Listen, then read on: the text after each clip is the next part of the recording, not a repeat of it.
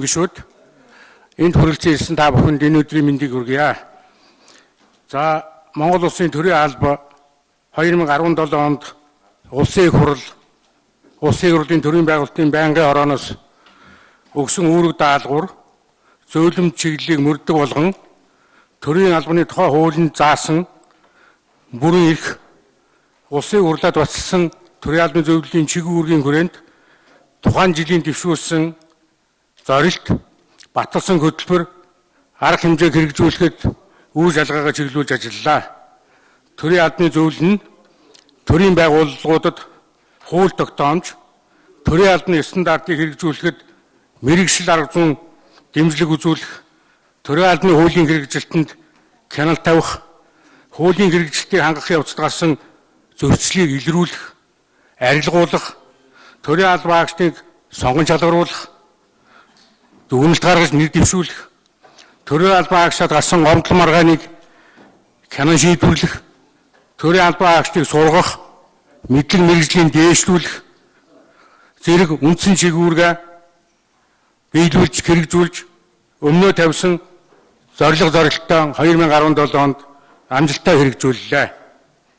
Хуулиар хүлээсэн чиглэлгийн хүрээнд төрийн албаны хуулийн хэрэгжилтийг хангуулах ажлыг төрийн албаны зөвлөлийн аймаг орон нутаг, яам агентлаг, нийслэл болон төрийн захиргааны байгууллагуудын дэргэдэх 47 салбар зөвлөөрөө дамжуулан хэрэгжүүлж ажиллалаа. 2017 онд хариуцлага үр дүнгийн жил болгон зарлаж тодорхой ажлын үр дүн ахицгасныг тэмдэглэхэд таатай байна. Өнгөрсөн 2017 онд Улсын хурлын гишүүн тогтгосон нарын 12 гишүүний санаачлан боловсруулж өргөмөдүүлсэн төрийн албаны тухай хуулийн шинжилсэн найруулга Улсын хурлаар батлагдсан Монгол Улсын төрийн албаны түүхэнд онцгой байр суурь үзлэх түүхэн үйл явдал болж түүхэн жил болж өнгөрч байна гэж хэлж болохоор байна. Эрхэм гишүүд та бүхэнд Монгол Улсын төрийн албаны 2017 оны үйл ажиллагааны үр дүнг чиглэл тус хүрээр товч танилцуулахыг хүсэж байна. Төрийн албаны тухай хуулийн 34 Улсын хурлаар батлсан төрийн албаны зөвлөлийн үйл ажиллагааны дүрмийн 4 заасны дагуу хамтын удирдлагын зарчмыг баримтлан 2017 онд төрийн албаны зөвлөл нийт 27 удаа хуралдаж 161 багц асуудлыг хэлэлцсэн 180 асуудлаар тогтоож шийдвэр гаргаж шийдвэрийн бэлжилт хэрэгжилтэнд явц дүнг цахим хуудасуулан хэвлэл мэдээллийн хэрэгслээр тухай бүр нийтэд нээлттэй мэдээлэл ажиллалаа. Төрийн албаны хүний нөөцийн бодлогыг хэрэгжүүлэх ажлын хүрээнд бүх шатны төрийн байгууллагуудын удирдгуулан гүйцэтгэх албан тушаалтыг сонгож шалгаруулах, дүгнэлт гаргах, нэр дэвшүүлэх, томилгоонд нь хяналт тавих, бэлтгэх, чадваржуулах ажлыг зохион байгуулж, уг арга хэмжээг нэгсэн удирдлагаар хангаж ажиллалаа.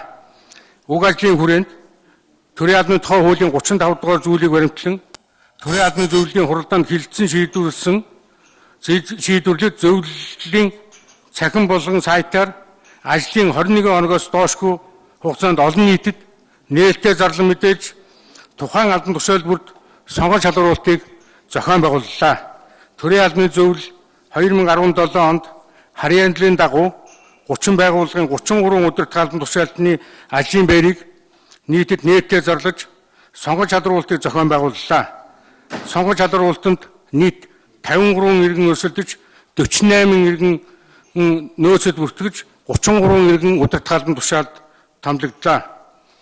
Уг сонгон шалгаруулалтанд яамны төрийн нэмшгийн дарга 1, яамны газрын дарга 6, засгийн газрын хэрэгжүүлэлт тохируулагч агентлагийн дарга 4, дэд дарга 2, нэгжийн дарга 4, аймгийн засгийн тамгын газрын дарга 1, иргэдийн хурлын төлөөлөгчдийн дарга 13, төрийн захиргааны төв байгууллагын 3 удирдах албан тушаалтан хамрагдсан байна. Эдгээрээс 15 иргэн Монгол Улсын төрийн албаны удирдах албан тушаалын нөөцөд 2017 онд бүртгэгдлээ. Эдгээр албан тушаалт нь зөвхөн төрийн албаны зөвлөл өөрөө хуулиар хүлээсэн үүргийн дагуу сонгож шалгаруулж, нийт дэвшүүлж томилдог албан тушаал юм а. Өнөөдрийн байдлаар эрүүл мэндийн яам, боловсрол шинжилгээ спорт соёлын яамны төрийн нэмшгийн дарга, татварын ерөнхий газар оюуны өмчийн улсын бүртгэлийн ерөнхий газрын дарга нарын сонгон шалруулалт хийгдэж албан ёсоор томилогдоогүй байна. Төрийн албаны тухай хуулийн 17 дугаар зүйл болон улсын хурлын 13 дугаар тогтоолоор төрийн захиргааны төв байгууллагын төрийн жинхэнэ албаны удирдах албан тушаалд томилогдох ажилтнанд дүгнэлт гаргаж томилох эрхгүй албан тушаалд нийт түвшүүлэх ажлыг мөн зохион байгууллаа. Уг ажлын хүрээнд 40 байгууллагын 64 албан тушаалд төрийн жинхэнэ албан хаагчдаас албан тушаал дэвшүүлэх замаар дүгнэлт гаргаж нэрийн дэвшүүлсэн байна. 2 ба түүнээс дээш иргэний материал тулгуурлан дүгнэлт гаргаж нэрийн дэвшүүлдэг байсан зарчмыг өөрчилж заавал сонгон шалгуулалтанд оруулж улмаар дүгнэлт гаргадаг болсон нөөцөөр нэр дэвшүүлэх ажилд гарсан зарчмын өөрчлөлт гэж хэлж болохоор байна. За 2017 онд үндсэн байгууллагаас 128, төрийн албаны зөвлөлөөс 64 иргэнийг нөөцөөрч нэр дэвшүүллээ. Эдгээр иргэд тухайн албан тушаалд томилогдсон ажиллаж байна. Төрийн жинхэнэ албан тушаалд анх орох иргэний мэргэжлийн шалгалтыг төрийн захиргааны төв, нутгийн захиргааны байгууллагаас иргүүлсэн санал захиалгын дагуу зохион байгуулж арга зүй удирдлагаар хангаж ажиллалаа. 2017 оны 12 дугаар сарын 14-ний байдлаар нутгийн захиргааны төрийн жинхэнэ албан тушаалд 744 ажлын сул байрыг нээлттэй зарлж 8455 иргэн бүртгүүлж 2846 иргэн төрийн жинхэнэ албаны мэргэжлийн шалгалтанд тэнцсэн байна. Мөн 496 иргэн төрийн албаны зөвлөлийн тогтоолоор нийт дэвшин өрсөлдсөн албан тушаалдаа томилогдоод байна. Нийт зарлагдсан 744 ажлын байрнаас хүн бүртгүүлээгүй сул үлдсэн оронтой 65 байна. Мөн хүн тэнцээгүй 171 ажлын байр байна. Улсын дунджаар нийт шалгалтанд орсон иргэний 3366% нь тэнцэж 6634% нь төрийн албаны шалгалтанд тэнцээгүй дүн үзүүлсэн байна. Энэ төрийн албаны шалгалтыг хүний оролцоо гадны нөлөөгүйгээр онлайнаар олон нийт болон хөндлөнгийн хяналтын доор авч дүнг шууд дэлгэцэн дээр автоматар хормын дотор гаргадахдаа холбоо тайлбарлаж болох талтай юм а. Орон нутаг зохион байгуулсан мэргэжлийн шалгалтын наривчсан дүнд дүгнэлт хийхэд мал зүүч, зоо техникч, малын эмч, соёлын төв эрхлэгч, байгаль хамгаалагч болон инженер техникийн мэргэжилтэй ажилтны албан байранд сул оронтой нөхөхгүй байна. Иргэд ирж бүртгүүлэхгүй байна. Төрийн албанд анх орох иргэний нөөцийн санд 2017 онд шинээр 2846 иргэн бүртгэгдсэн байна. 2017 оныг 2016 онтой харьцуулахад шалгалт өгсөн иргэдийн тоо 3219-оор нэмэгдсэн боловч тэнцсэн иргэдийн тоо 1 орчим хувиар буурсан байна. Одоо төрийн албаны нөөцөд 3100 иргэн байна.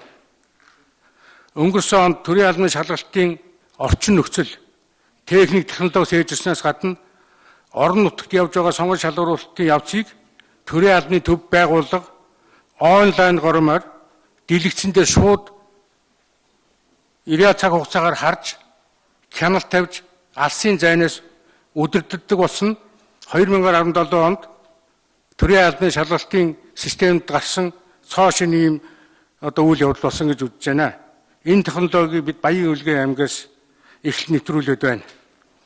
За төрийн албаны тухай хуулийн 17-гийн 4 дахь хэсэг заасныг үндэслэн төрийн жинхэнэ албанд орох иргэний нөөцийн сангаас төрийн албаны зөвлөл, түүний салбар зөвлөлд тус тусын харьяаллын дагуу нөөцийн сангаас мөн нэр дэвшүүлэх ажил зохион байгууллаа.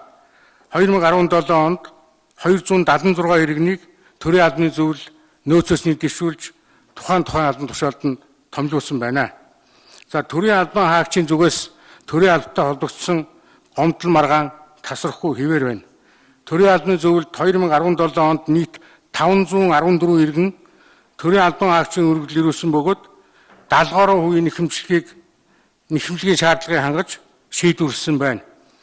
Мөн харьяалах байгууллага албан тушаалтанд нь хууль тогтоомжийн дагуу шилжүүлж дүрлэлээ.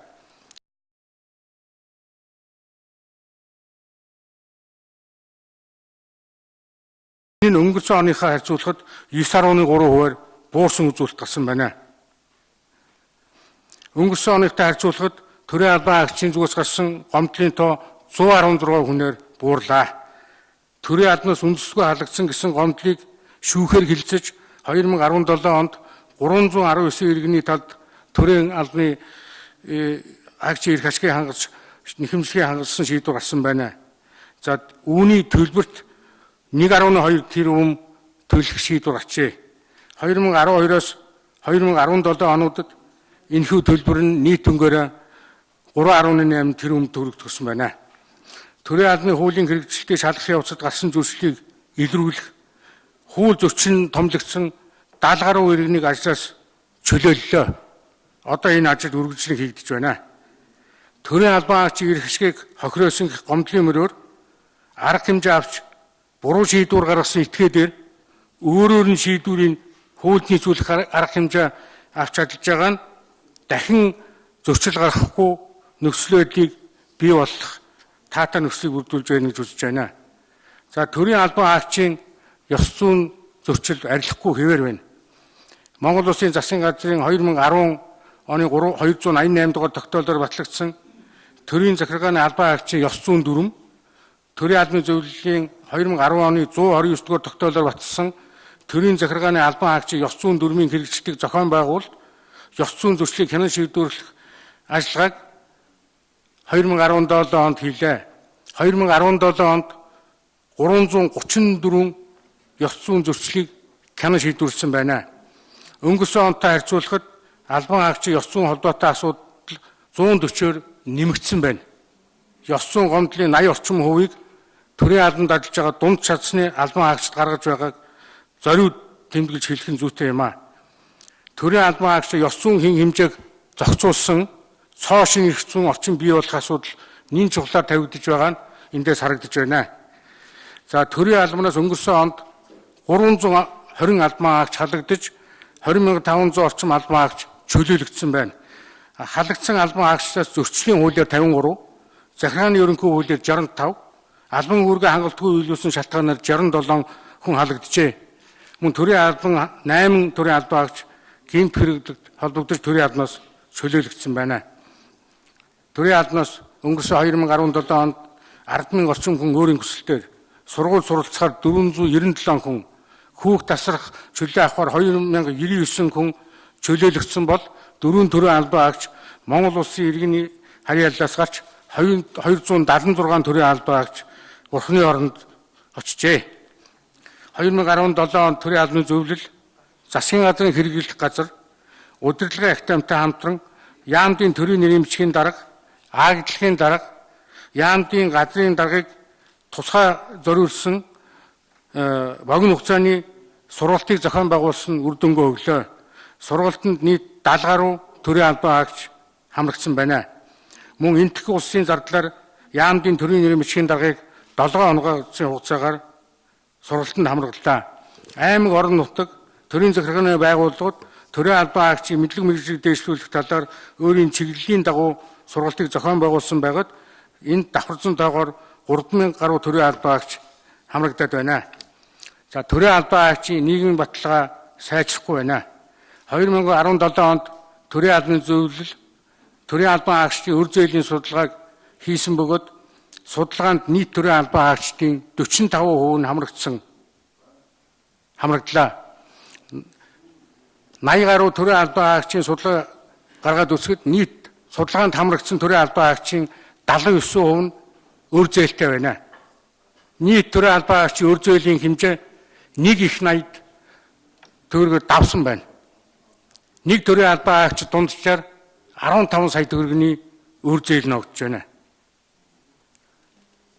Төрийн тусгай албан агчдаас бусад 159,822 албан агчдаас өнөөдрийн байдлаар 12,707 иргэн түрээсийн болон түрээсгүйгээр бусдын орон сууцад амьдарч байна.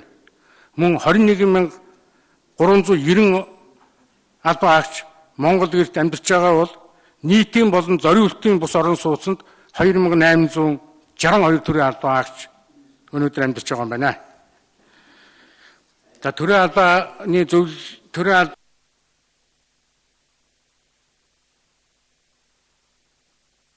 15 минутын танилцуулга байдгийн байж тээ тий. Тий би ч бас сайн мэдсэнгүү тэгээд. За тэгээд дахиад 1 минут сунгач. Дуустал уншиж уулын чухал юм яриад нь шүү дээ одоо энэ чинь. За. За үүслээ тэгвэл дүгнэлт хэсгтээс ганц хоёр тийм ээ гол-голуудаа яриа. Биднээс бүх тайлантай танилцсан байгаа. Тий. За ер нь бол 2019 онд 1 сарын 1-ээс шинэ хууль хэрэгжих гэж байгаа. Энэ хууль хэрэгжснээр саяын одоо миний дурдаад байгаа зөрчилдүүдэд арилна гэдэг итгэл найдвартай ажиллаж байгаа. Төрийн албан хаагчийн энэ чадварыг дээшлүүлэх, мэдлэг мэргэжлийн дээшлүүлэх асуудалд онцгой анхаарах шаардлагатай байгаа. За энэ ажлыг бол бид нар юу гэж үзэж байгаа вэ гэхээр төрийн захиалгаар төсвийн мөнгөөр энэ сургалтыг зохион байгуулах шаардлагатай байна гэсэн ийм дүгнэлтийг хэлж байгаамаа. За тэгээд 1 минут байгаа учраас 2019 оны 1 сарын 1-ээс хэрэгжих энэ хуулийг дагаж 40. За дуустал яв. Микрофоны нүг. Микрофон. За. 47 эрх зүйн акт боловсруулж баталгаар байгаа. 2018 онд төрийн албаны зөвлөлийн хийх үндсэн ажил бол энэ болж байгаа. Энэ ажлыг хийж гүйцэтгэхэд улсын хурал төрийн болтын байнгын хорооны зүгээс одоо бидний эрхийн дэмжлэг хэрэгтэй байгааг энэ зориуд тэмдэглэж хэлж байна. Тэгээд энэ ажлыг бид нэр хуулийн хугацаанд нь бүгдийг баталж гарган бэлтгэл ажлыг хангаалах ийм зорилттой байдаг ажиллаж байна 18 онд. За баярлалаа. За цогоо даргад баярлалаа. Ирсэн хүмүүсийг танилцуулъя.